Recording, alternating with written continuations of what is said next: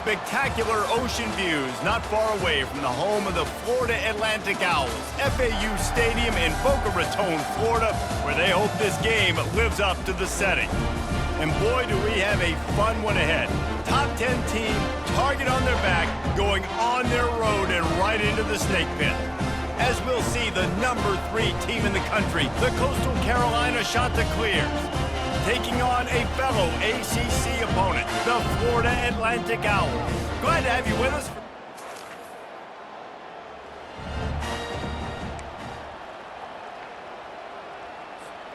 Offense in the sumo set with the big boys. He'll start this drive firing. Nice defensive play to get a hand in there and knock it away. Really important for a ranked team going into a hostile environment like this one, not to give the underdog reason to believe. Yes, reason to believe, and don't give the fans reason to get jacked up and excited. Come out early, be in a business mode mindset. You gotta start fast, you gotta have a sense of urgency. You cannot come sleepwalking into an environment like this, because if you do and you make some mistakes, this crowd will pounce on you and seize momentum. The Chanticleers will line it up on 1st and 10. On the option. Now the toss. We'll give him a couple on that one. 2nd and 8 coming up.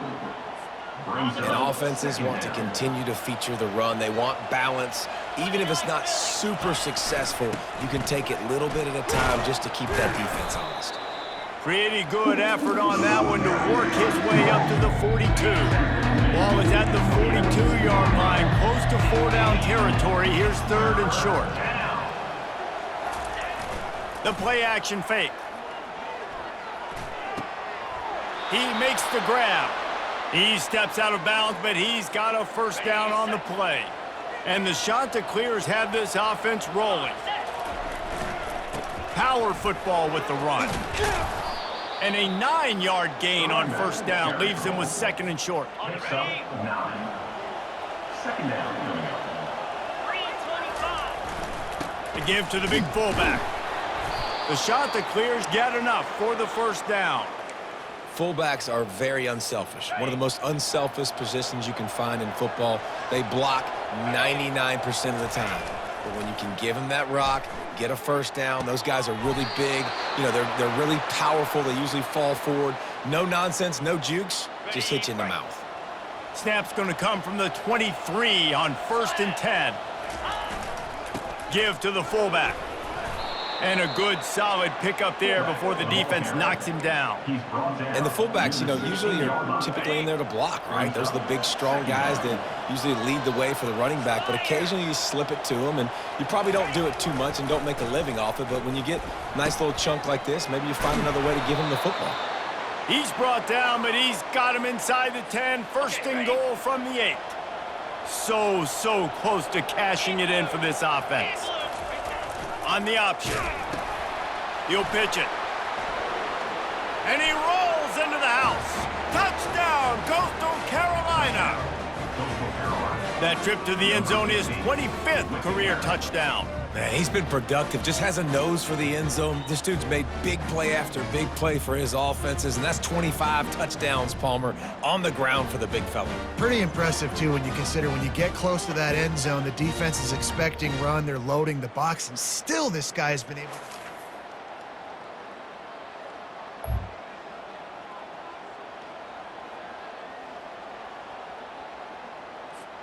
to... Line gets set, 1st down.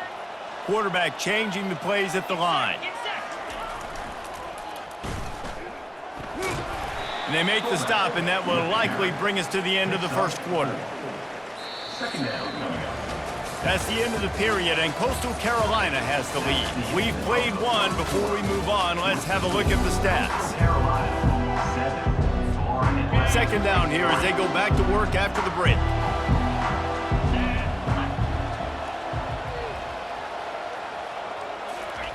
He'll ride his man on the option. He'll pitch it. They'll finally make the tackle, but that option was executed to perfection. It's hard to stop great runners. It really is. That's why you run the football consistently. You got a big offensive line, a big physical unit. You run the football like this, man, it will take a toll later. But you got to tackle this guy over and over again who has this ability to make people miss and make big plays. And this has got to be so demoralizing for this defense right now. Having given up multiple first downs on this drive, somebody on defense has to step up, make a play, and stop the bleed. Wants to throw on first down. Got a man. That completion will take it inside the 4, and the offense is threatening. I like the mitts, the big fella coming in with the catch. Hey, running a little bit of a route, showing a little wiggle, getting open, throwing the football. That's what he catch it, big fella. The give to the back. He pushes it forward all the way to the 2-yard line. The terrain gets rough this deep in the red zone. Third down, they can't pick up the first without scoring.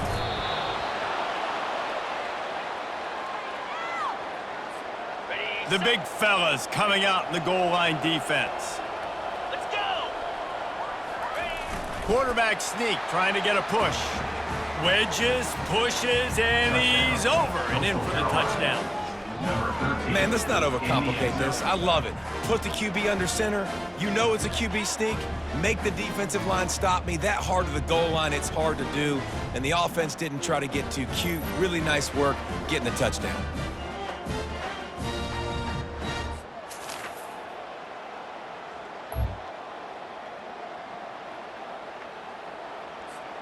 Coastal Carolina takes over, and here comes the offense.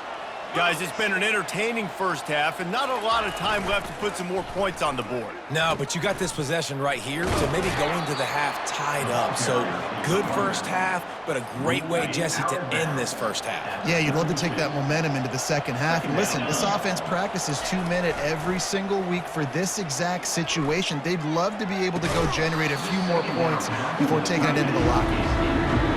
Big tight end tries to make a catch, and you can tell it extends for the ball, but great job by the defender getting in there, making the hit, dislodging the football out at the same time as he's going to catch it, and the big tight end couldn't hold on to it. And he was loose and out the gate and doesn't go down until he gets to the 48-yard line. And the Chanticleer is getting set on 1st and 10. They pick up half of it. It'll be 2nd and 5. And as an offense, having success on a run play like that early in the game just opens up all the possibilities of your playbook moving forward. Play action, running the ball, throwing the ball, screens, anything is at your disposal at this point. Makes the grab. That's where they'll mark him down, but what a play there to pick up a first down. The Chanticleers have taken it inside the 20. They're going back to the ground. Able to scrounge 3 yards out of that one somehow. It's 2nd and 7. Yeah, and the running back didn't get much here, but, you know, you clearly want to always establish the tempo, run the football, be consistent, make that defense physically meet the challenge. He'll toss it. Got some room, headed to the goal line. Touchdown, Chanticleer. And they take it in for 6 more points. They've got the lead and trying to put this one in a hammerlock here in Week 10. Another rushing touchdown. That's now 2 on the game. This offense thought they could come into this one running the ball, being the more physical team, and they look like it right now.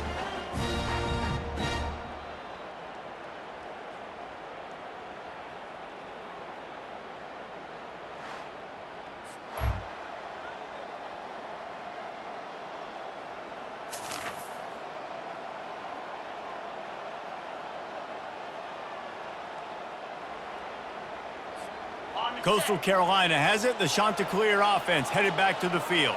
Now they need to put something together to answer that last score. There's a lot of pressure, too, on this offense to have to execute at a high level. They've got to score points, David, but they can't go too fast because their defense right now is tired. And I think that's the difficulty being a play caller. Like, I have to balance all of those things. My defense is a little bit tired. I can't put it on the field, but I got to be aggressive because this is a back-and-forth type game, so a lot to process and think about. They make the stop right there. Good pickup, but still short of the first down. Big third down coming from their own 31. Defense tries to get off the field. They'll try to bully their way for the first. Wrestled to the ground after picking up the first down. Well, as a defense, you know this is going to be a challenge every time you face this offense. They're one of the 25 best in the nation at getting first downs because they can pick them up in a variety of ways, including running the football. You have got to be physical when facing off against this offense. And they'll stop him after a minimal pickup. After the 3-yard pickup, they come to the line 2nd and 7. Now on the option. Oh, there's a loose football on the bad pitch. And the defense has it there going the other.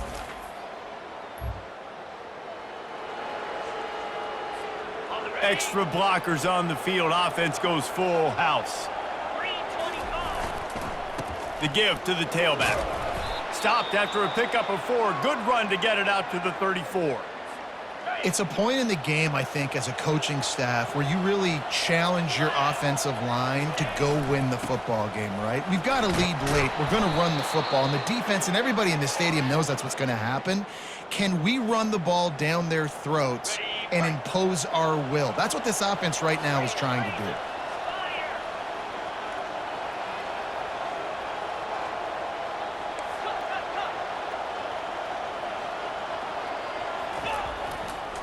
They'll leave it with him.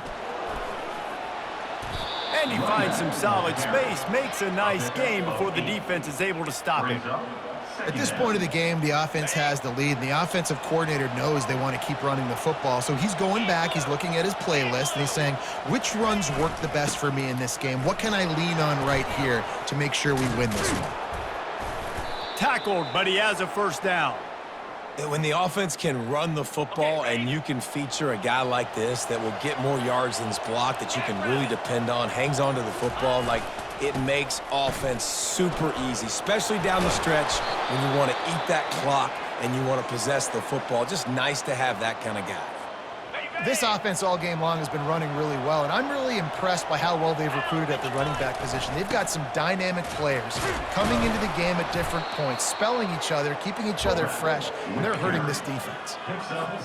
Give it to the guy with no neck, 2 chin straps, oversized shoulder pads, the big burly fullbacks. Those guys are awesome. They're kind of a dying breed in college football, but you love seeing them get the pigskin, fall forward, and hit anybody in their way. We have arrived at the 2-minute warning, a 1-possession game as this offense tries to hold on.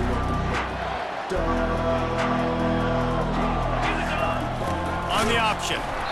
And they're able to get a 3rd down stop here. See if they go for it on 4th. Quick timeout called by the defense, stopping the clock to save as much time as possible for their offense. They have the lead in a 1-possession game, but they're thinking deliver the knockout blow, but this carries big-time risk on 4th down. They'll try to pick up the first. Defense uses a timeout quickly, trying to get that ball back and preserve time for their offense. How about that? You got the lead late in the game, get some first downs, salt this clock away. This is the exact position you want your offense in. Imposing their will, right, David? I mean, we know we're running it. You know we're going to run it. We're trying to ice this game. There's nothing you can do to stop us. These situations are preached so much in college football. Finishing a game strong, understanding circumstances. They are running the football right at you, trying to keep that clock moving, get a few first downs, and get a W. Gets it inside the 5, down to the 4, and it'll be 1st and goal. And a chance perhaps to salt this game away if this offense can pay this off with a late touchdown. Turning to the running game on 1st and goal. They bring him down, and he's going to lose a yard on that one. And the offense trying now to put this thing away. They're going to keep running the football to keep bleeding the clock. They've got the lead here late, now down by the goal line. Just take as many seconds off the clock as you can before snapping this football and keep running it. The run up the middle, looking for the score. He's got it down to the 1-yard line, right on the doorstep of Pater. And down here near the goal line, you've got to be physical. And this guy's proven it today, Palmer. They've given it to him. He's put it in the end zone twice already. I'm going to keep featuring him. So you know the defense is going to be keying him too, right? Because he's hurting them a little bit in this game already. They're going to be finding a way to try to get some penetration, anticipating this guy to touch it again. Timeout is called by the offense. 16 seconds left in the game. If they can pay off this 3rd and goal with a touchdown, it might be getting a little tough to swallow over there on the other sideline.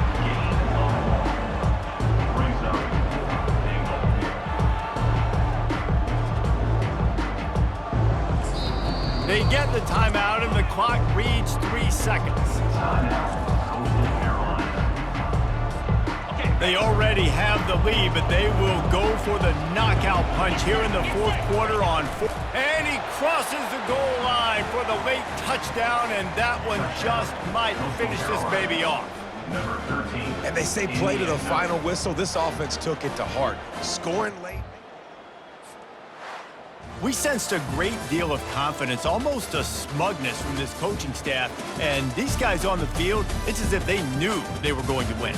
Yeah, playing with a bit of a chip on their shoulder, and I think they really felt like they had a real good game plan offensively and defensively coming into this one, David. There were some matchups on the field they thought they could exploit. We saw that happen here. No doubt. Good job by this coaching staff, understanding who's out there to make plays, feeding them the football, offense, defense, special teams, all working together to get the W. So that's going to do it for us. For Jesse Palmer, David Pollack, I'm Reese Davis saying so long. This has been another presentation of EA Sports College Football.